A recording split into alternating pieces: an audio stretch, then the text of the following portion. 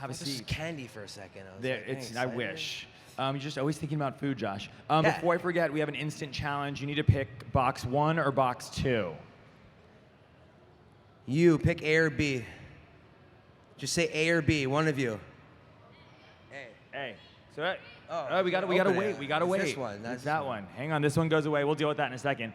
That's our instant challenge box. Okay. By the way, Instant, just so you know, is our new digital mobile platform. We're celebrating digital artists like yourself because Cool. we all think that we should celebrate digital artists. Yeah. Well, that's what this is all about, right? That's what it's all about. So let's start with you and your experiences with YouTube. You've done a lot, but tell me how you first started doing videos about food. So in 2000, and first of all, I hate starting sentences with so I will stop saying so. In 2011, Epic Mealtime happened. I'm friends with the guys from Epic Mealtime. I called Harley and I was like, yo, what are you doing? When are you making your next video? And he said, whenever we can we shoot it at your house? And I said, yeah, but I have to cook it. And he's like, do you know how to cook? And I said, I know how to cook better than you guys know how to cook. There you go. Fast forward a lot of years and millions of views, and now I'm here. How did you get your start cooking? How did you sort of, learn the skills that you now have that you get to show off? My mom never let me use her kitchen growing up, so I rebelled and used to go over to my friends' houses and take over their kitchens. Right. So that's how it happened. And so what can you tell people who like watching your videos, which range in production value from super high tech and hi-fi on a TV show to a little more lo-fi? What are some tips that you can tell people who want to do food videos? I think even though it's cool to follow the trends and like make a churro ice cream cone or do something along those lines, it's important to find your own voice by ways of trends. So yeah, it's cool following like National Food Days and using that as like a benchmark, but doing something that's very outside of the box and having a voice and maintaining that voice throughout your content is the most important thing. Got it. Speaking of which, if anybody has a question for Josh, you can tweet us at instant.me and we'll check it out anytime during this. Looking back, are there any huge regrets that you tried to make and just went horribly? Either you got sick or they were just horrible experiences? So we one time tried to make salad dressing out of whiskey. Okay. This is the worst thing I've ever made in my entire life. It was disgusting? Yeah, and then years later, about like 6 months ago, I tried to make surf and turf biscuits. I think that sounds like a great idea. Sounds in like concept, great idea. In practice, Disgusting? horrible. Okay. Yeah. Good to know. Not the move. What are some of the combinations that you were sort of skeptical about, but you're like, we nailed it, that was amazing? Combinations. I don't know. I think the best combination, like the flukiest, was whiskey maple syrup. Uh-huh. Delicious. Sounds fantastic. It's awesome. Yeah, I like By the it. way, for everyone who's not 21 and older, all the alcohol gets cooked out. There you go. So it's cool. You I can like do that. Good to know. You've got a new show, which is you singing the recipes and cooking. It's like one big music video. Tell me about how that came about. Okay, so who likes music here? Obviously, we're all human beings. We like music, right? So I do this series called the Rest EP. And an EP is like a short form album. So I did 6 tracks, and each track is a recipe. And I sing the recipe. And then the video is an instructional cooking music video. Guys, if you haven't seen it, it's kind of fun. And he sort of looks like extra crazy in it. What? Right? Right? Like I did one making a pizza. You learn how to make pizza from scratch. One of them is Eggs Benedict. I did a battle rap. It was French fries versus onion rings for who is the better side. It was cool. And check French fries or onion rings, what is it for you? Oh, you can't really choose because you can't really lose. Pancakes or waffles? Waffles. Okay, fair enough. You know why? Why are waffles better than pancakes? Because you get like this little trench of maple syrup in every square. I have Grace is here. Neverland Ricky, where are you at? She'd like to know, what is your favorite food to make? Breakfast, hands down. Eggs, potatoes, bacon, sausage. What'd you have for breakfast today? I had a Cuban sandwich. Amazing. What recipes would we be looking forward to you making on the show where you're rapping and all that? So I released eggs Benedict and hollandaise sauce, pizza, French fries and onion rings. The next 3 that are coming out are spaghetti bolognese, brownies, and chocolate chip cookies. I gotta ask you. You make a lot of food, and we'll get to the healthy stuff later. But you make a lot of food that's got some, high caloric value. There's a lot of flour. There's a lot of sugar. How do you maintain your svelte figure? I go to the gym 7 days a week. Got it. For an hour and a half a day, every day. So you get to eat whatever you want, knowing that you're gonna do that sort of a workout. Yeah, basically. That's fair. Okay. Yeah. So speaking of the perhaps not most healthy, but certainly pleasurable and consumed in moderation, okay. Sugar Showdown is one of your shows on Cooking Channel. Yeah. So if any of you guys still watch television, which There's I don't this know thing if called you do or TV. not, I have this show called Sugar Showdown. It's a competitive baking show. I host it. People compete on who makes the best cupcakes, cakes, donuts, and pies. It's on Cooking Channel. It's really awesome. We got judges like Duff Goldman's on it, and a lot of really cool people. Yeah. What's it like doing TV as opposed to working on YouTube? What's the big difference there? It's worlds apart. Yeah. Yeah, it's worlds apart. I mean, when you're on YouTube and you're producing your own content, it's yours. You could do whatever you want with it. You could produce it however you want. It's your creative vision. Versus TV, even though you do have a say, fortunately for me, I do have a say, it's still sort of confined to like this box, Yeah. which is the television. Yeah. You know what I mean? So. In your YouTube days, what was one of your favorite collabs that you did with somebody, or that stands out in your mind? We did a lot of collaborations. I mean, Tony Hawk was always an idol growing up. Yeah. And that was cool. But I think the best thing about collaborating in YouTube world was meeting other YouTubers. Right. Because now I have like this network of people that I actually can call friends, like legit friends. Right. And it's really, really cool. Like, Jenna and Julian, I was on their podcast a couple months ago, and like, Jenna Marbles, everyone, show of hands, the best. Julian, awesome. Like, they're awesome people, Yeah. So. It's a good community. Awesome community. It's a really good community. So you also have changed gears a little bit, and now you're supporting some healthy food. Yeah. Tell me what was the inspiration to do a show that maybe is a spin on your old Epic Mealtime. It's a fun twist on things that are actually good for you. I did this series on Awestruck. Does everyone know what Awestruck is? Have you all heard of Awestruck? It's part of Awesomeness TV. It's a really cool network on YouTube.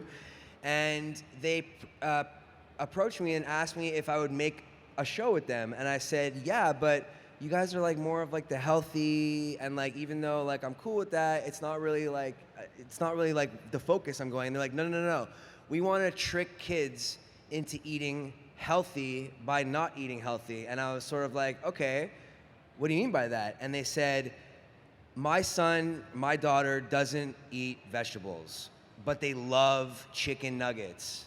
So I made quinoa chicken nuggets, which, by the way, turned out amazing.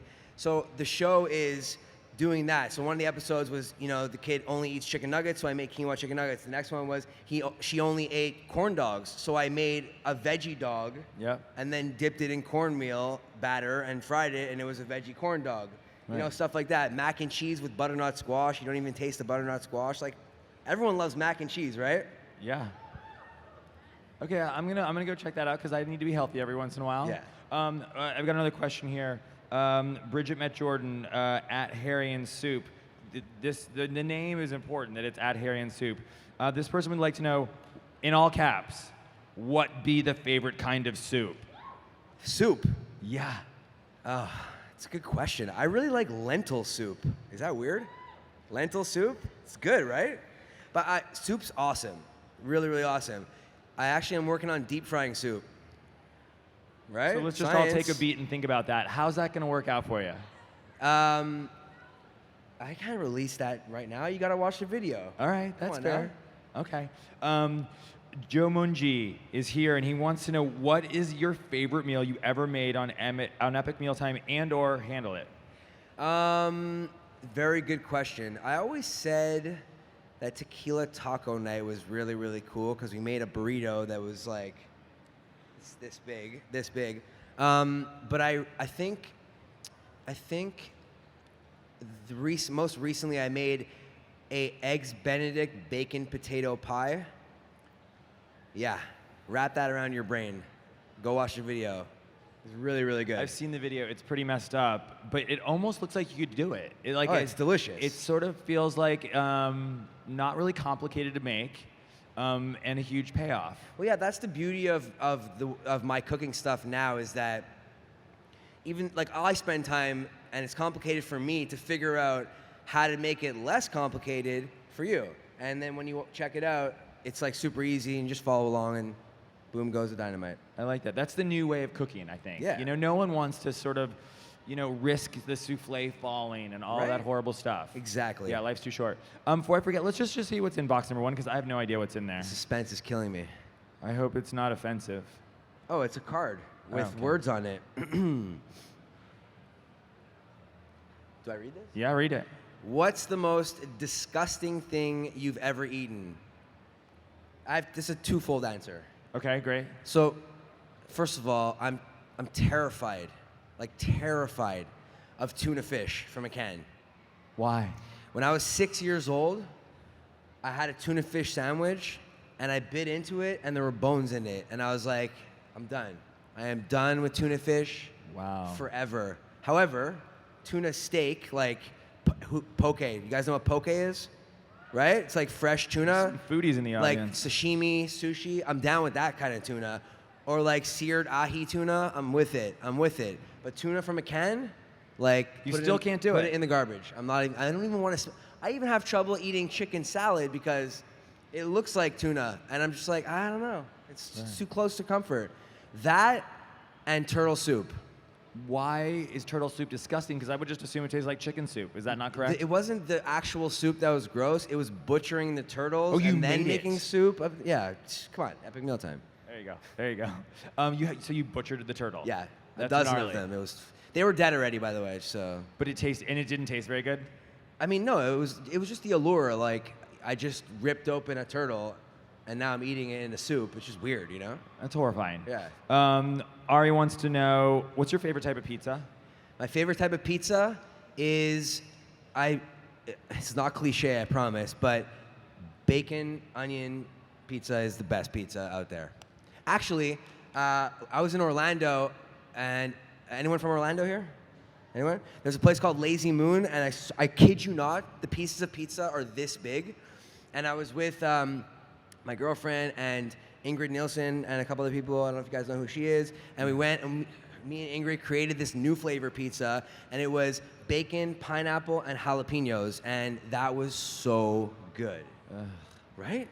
I could get So into good. that. Yeah. You've got your spicy, your sweet, your fatty. It was amazing. I'm into it. It was Looks like amazing. Where'd you grow up, by the way? Canada? I grew up in Canada, Montreal. Yeah. How's the pizza in Montreal? It's good. It's like New York style. So thin sliced, greasy, grated at 4 a.m. Okay, perfect. It's just important. I feel like people need to know where you're from. Yeah, of course. That's a lot of French cooking, I'm assuming. Montreal is very much a melting pot, so you kind of get everything, except for Mexican cuisine. Really? Lax in Mexican cuisine. Not a lot of that at all. So should we open up a restaurant up there? Probably. Okay, let's think about that. Ariana would like to know, have you ever made a vegan recipe? If so, what was it? We did it as a joke and threw it in the garbage once. Right. Sorry, not sorry. You're pretty consistent with your approach. Yeah. Can vegan food ever be yummy? Yes, there's this salad that I eat in Montreal. It's called at this restaurant called Copper Branch. It's like the most colorful salad ever. It consists of like brown rice and sweet potatoes and broccoli and purple chips and tempeh and shiitake mushrooms and like I'm completely obsessed with this salad. It's the most delicious thing salad I've ever had in my entire life. All right, there and you it's go. like pure vegan. So now you can relate to some vegans on that one Yeah, salad I don't even level. do it for the veganism of it. It's Right. like actually super filling and makes me feel like a fat person, Great. like really like unhealthy, but it's delicious and I don't care. I'm into that. I don't care what anyone says. I like this question because it's sort of it's a little challenging from the lovely Emma Paulson. Where are you, Emma? Okay, this is a really good question. What food have you made that you would eat every day for a year? So if you have to eat something every day for a full year, what from your repertoire would that be? The 5-minute egg. What's a 5-minute egg? It's a soft-boiled poached egg. Oh. But it's like super simple. Boil water, put the egg in for exactly 5 minutes. Take it out, and there you go. And it's like hard-boiled on the outside and soft and gooey on the inside. Super delicious. Okay. Grace wants to know something. How do you cook healthy food on a budget? That's a really good question. Oh. Because, many of you maybe live in a dorm, and it's like, how many nights in a row can you have ramen? Maybe that's not the healthiest. I mean, first of all, you can take like the healthiest thing and make it unhealthy. Just throwing it out there. So, the problem with healthy food is that usually it involves a lot of produce, right? Vegetables, produce, fruits. And the problem with fruits and vegetables is that they don't last very long, right? I think that the best way to eat healthy on a budget is to not stockpile. So if you're gonna go healthy and you wanna eat fruits and vegetables, go to the grocery store and get like one serving of everything. Right. Right. Also, buying food on sale is like, good idea. Yeah, that's true. You talked about, I want to open a restaurant with you now, to open a Mexican place in Montreal. But what are your goals? What do you want to do? What do you see for your future? I never worked a day in a restaurant. I never went to culinary school, and I don't ever want to do that. Culinary school is one thing, just because you always want to sort of educate yourself more and more and more. I don't want to open up a restaurant. I would just I would love to just continue educating people on how to have ingenuity in the kitchen, or a term that I've coined called having kitchenuity. Because it's really important to know different aspects of food and how you can manipulate it in a really artistic and creative way, because that's just what I love doing, it's just my jam. So I'm actually working on a cookbook right now, my second one, but it's not gonna be a book, it's gonna be a deck of cards. If you follow me on Snapchat, I post a new deck of cards every single week. My Snapchat name is Mookie Guapson, and it'll be a deck of cards, 52 recipes. So education, cooking. Right. How do you tell people? It's like a kind of a weird dichotomy. You're like, here's a recipe, don't follow it. You know what I mean? You're sort of teaching people, here are the tools, now go off and do your own thing. I think right now we live in a world where everyone's making like really quick food videos, and you just like look at it really, really fast, and you see like the gooey cheese at the end, or the runny egg at the end, or whatever, or the chocolate that's oozing out. But if you really want to like sit there and learn how to do it, every single one of those videos either has a recipe built into the video, or it's in the comments section. And if you want to do it, it's there for you to do it, guys. So if you want it, do it. Yeah. Who do you like to watch in terms of YouTube food creators? Who do you think is doing good stuff out there? YouTube food creators. I still watch Epic Mealtime all the time, even though I'm not with them. I still watch them. Yeah. Jimmy Wong does Feast of Fiction. That's really cool. Rosanna, she's awesome. Yeah. Hannah Hart is great. I love all the Sorted Food guys. Donald, these are great food guys. Food Sorted's people. Great. I love that one. Dude, Sorted Foods. Yeah. They've influenced me a lot. And then I was just on a panel with Ben from Sorted Foods before, and I was totally fanning out. It was awesome. Yeah, that's a great site. Yeah. And what about mainstream TV? Who do you love working with, or who would you like to work with from that world? Have had a crush on Nigella Lawson since before the Food Network existed. Jamie Oliver was the reason I got into food entertainment. He actually wrote the foreword to our first cookbook, so that was really a big honor. Doing my television series on Cooking Channel has sort of opened up the doors to being part of this elite group of real super chefs in the traditional aspect. So that's been really, really awesome. Really cool. Yeah. Yeah. Nigella's pretty amazing though, right? Yeah, she's kidding me? She's amazing. She's a reason. You should be obsessed with her. Yeah. Speaking of sort of people we're obsessed with, I think you need to reach into the TMI jar to see what's in there. What do? Just pick one? Yeah. What is it? I haven't used one yet. I don't know. We're gonna find out. So I read it? Yeah. What's my go-to road trip anthem? I think it would have to be the first Jay-Z album ever called Reasonable Doubt. Don't know if you guys are fans of Jay-Z or not, but great album, 1995. How can you not Yes, love I just Jay-Z? aged myself. Sorry, not sorry again. It's all good. Where do you live now? I still live in Montreal. Do people drive? I mean, I apologize. Do people drive in Montreal? Do they take the subway, the bus? No. I mean, yeah, driving. Yeah. Yeah. Okay, so Yeah. you can listen to that every once in Hell a while. yeah. Music and cooking is like, that's why I did the series, because Yeah. those are my jams. That's amazing. Yeah. And where'd you pick up your music skills?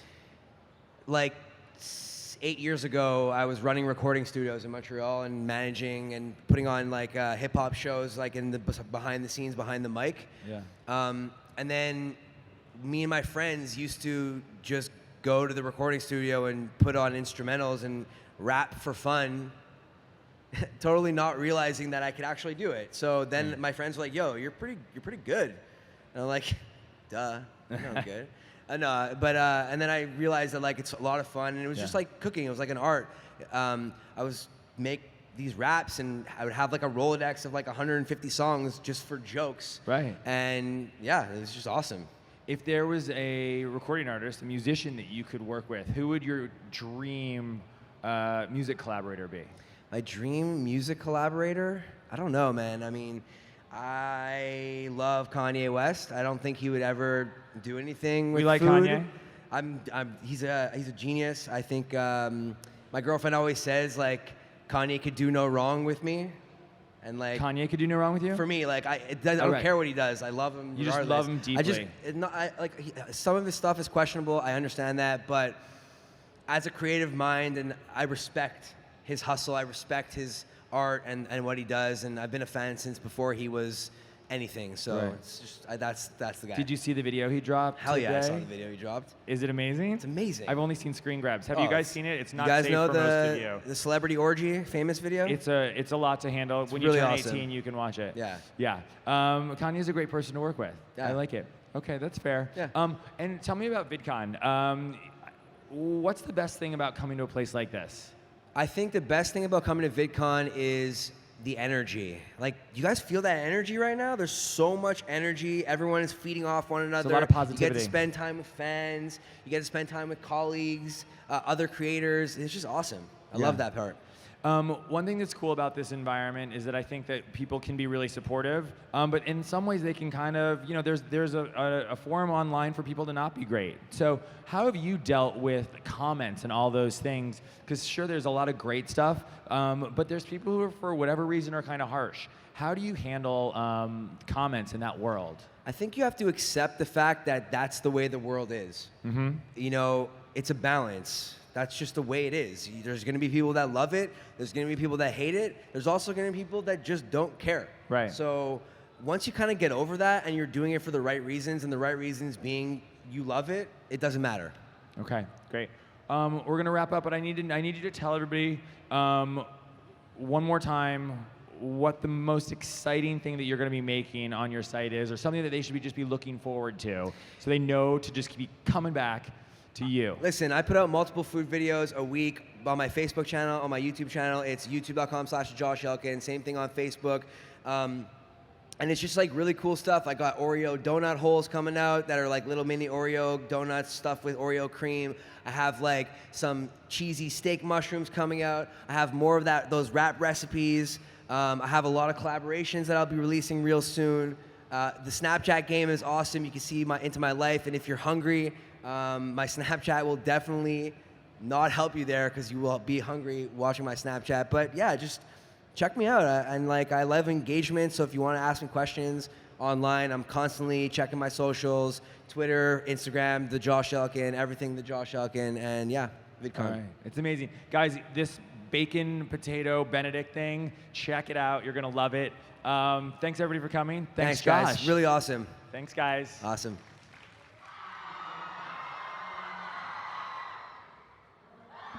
There you go. So exciting, right? That was sort of beautiful. The power of YouTube.